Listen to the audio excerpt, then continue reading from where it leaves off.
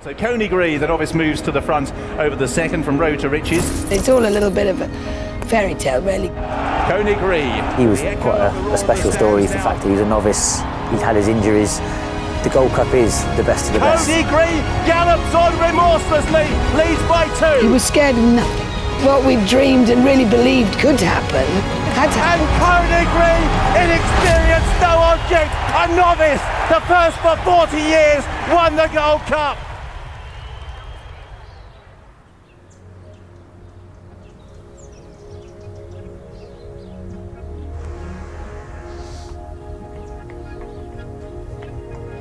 We bred Conegree we bought the brood mare as something for my father to enjoy when he retired. So it's all a little bit of a fairy tale, really, because we bought her for a couple of grand and bred all these fantastic horses. Conegree, as a baby, was this absurd, long-legged creature with no hair. He had sweet itch. So he was very much an ugly duckling. It wasn't very long after we started riding him that we realised that despite being weak and wobbly, he had extraordinary stamina. When we first knew how good he was, I suppose the first novice hurdle he won at Cheltenham was quite a surprise. And everybody said that he'd gone a real gallop.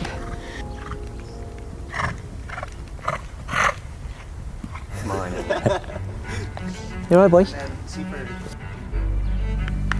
The first time I came across Conegree was probably when he was a novice hurdler. He was a bit of a surprise package, I suppose. We didn't really expect this big, raw racehorse from a small yard to make such an impact. And he, he was very, very talented from a very early age. You can see the camera now, stick his ear. Over fences, he won at Kempton in what's now the Courto Star. Novice chased by miles. And everybody said it was because all the others had fallen over, but the jockey said no, nothing could go that fast. So we began to think maybe he was not just good, but something extraordinary.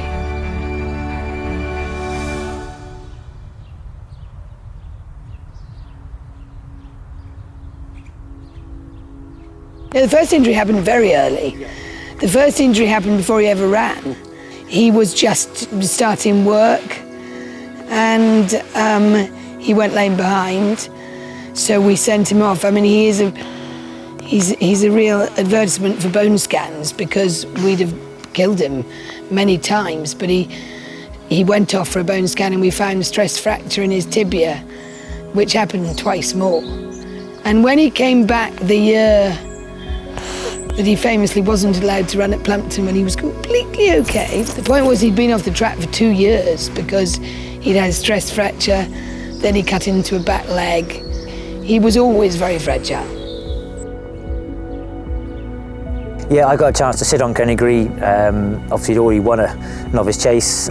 Poor old Nicolas de Bonville picked up a suspension, so he was unavailable, and yeah, I was lucky enough to get the call up to ride him in the race at Newbury, the Denman Chase. And I got to sit on him the week before, came and rode him in a schooling session just to get a bit of an idea what he was like. But yeah, very, very straightforward. And again, it was sort of a privilege to ride. It's obviously a great phone call to get to know when you're going to pick up a spare ride like that. When Richard rode him, that was what made us decide really to run him in the Gold Cup, because that was his first go against the older horses. And he beat something called Houblon des Obeaux, who was sort of nearly Gold Cup, but he murdered him. And Aidan Coleman said on the way in, that horse will win the Gold Cup. Do you remember that, Richard? I think after the race at Newbury, after he won the Denman Chase, I was lucky enough to ride him that day, and honestly, the feel he gave me, I was genuinely surprised and a bit shocked how professional he was for a novice, taking on the open horses. And obviously, the way he jumped and travelled, I was really taken with his performance. But obviously it was still a big question whether you should go for the novice or the Gold Cup itself. And fair play to the Bradstocks, I think it was a brave move to go for the Gold Cup. But obviously they knew him better than anybody else. I think Mark counted over 100 emails saying that we were cruel and we were idiots.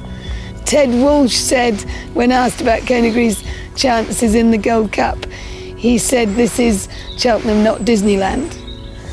You know, it was a big decision, but you know, I think, well, obviously they made the right decision, and I think they got a lot of flack for it, and I think that was a bit unfair. If I hadn't known he was a novice, after riding him, I wouldn't have, you'd have never thought that. He was fragile. He was very well. He'd won so fantastically, impressively at Newbury. He was fit and healthy. So to me, why would you run in the Sun Alliance and win it and think I could have won the Gold Cup? Flag raised, and they're off and racing. The Roar heralds the start of the Betfred Cheltenham Gold Cup. The Gold Cup is the best of the best. You know, everybody, doesn't matter if you're English, Irish, French, everybody wants to win the Gold Cup, and for me it's the pinnacle of our sport. First did his road to riches out there early with Conegree as they head towards the first. I was in the weighing room watching the race. You definitely felt a little bit part of the story, and again, Cheltenham is all about stories, but obviously he was quite a special story. The fact that he was a novice, he'd had his injuries. Coneygree out in front from road to riches on his own on the outside, just ahead of Holywell as they reach the first, moving away from the stands. I genuinely don't remember watching the race. I remember him going up the running and just complete. Coneygree bidding to find a rhythm out in front. Total disbelief. So beginning the descent now for the first time, Coneygree it is who shows the way. Coneygree. From the flagpole, to be honest, as soon as he jumped the first few fences, he got in a great rhythm. Coneygree, with the echo of the roar of the stands now dimming in his ears, turns away on the final circuit. Nico, who was riding him, you know, knew him really well. He just got in a really good rhythm. Coneygree, road to riches. Jack Adam, the youngster on the inside. Nico de Boinville and Coneygree lead by 2. And when he jumped the last in front, I knew he'd win because he just keeps going. Coneygree carried towards the last by the roars of the crowd, comes in one final leap. I generally thought the top of the hill for the last time, I thought, God, they'll do well to get by him because he stays really well. And now the hill for the novice, Coneygree, the jumping's behind him. Nico actually had a dislocated shoulder, and so everybody made a lot of why he suddenly hung right. That arm was quite badly injured. He only told us this afterwards. And Coneygree, inexperienced, no object, a novice, the first for 40 years, won the Gold Cup. What we dreamed and really believed could happen, had happened.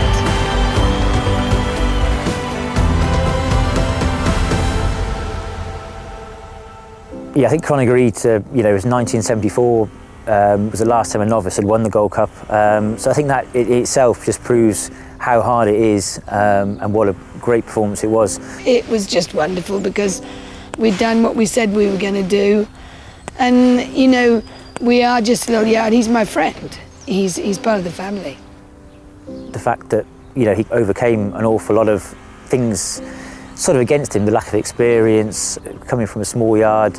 I think it was just a huge performance and a great story at the same time, and that's the one thing that makes Cheltenham. We have never managed to have many horses, so to make ends meet, it's all hands on deck.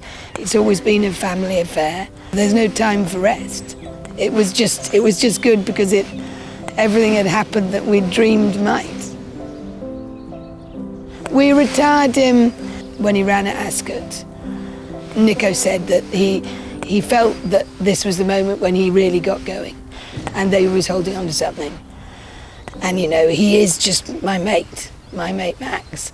So there wasn't any question that we'd go on. He's done a little bit of showing. He had a lovely time at Kempton because he led the parade and then cantered back down to the start behind them. And he genuinely thought he was a racehorse again. He was absolutely full of himself. He kicked the box the whole way home. It's great to see Conegree today, 10 years on from the race. But again, you know, you see Sara riding him herself, still a massive part of their yard. From him being born to still here today, you know, it's a great story again. And I think, you know, it just shows how much love and care, you know, he's given, and, you know, he's a huge part of their family, really. A lot of people wrote to me after he'd done his day of ambassadoring saying could they come and see him. And I'm thinking I might try and keep him in all his luxuries, set up a Conegree fan club. And people can come and feed him polos and get newsletters. So that's my latest idea with him. Keep him in all his finery that he needs.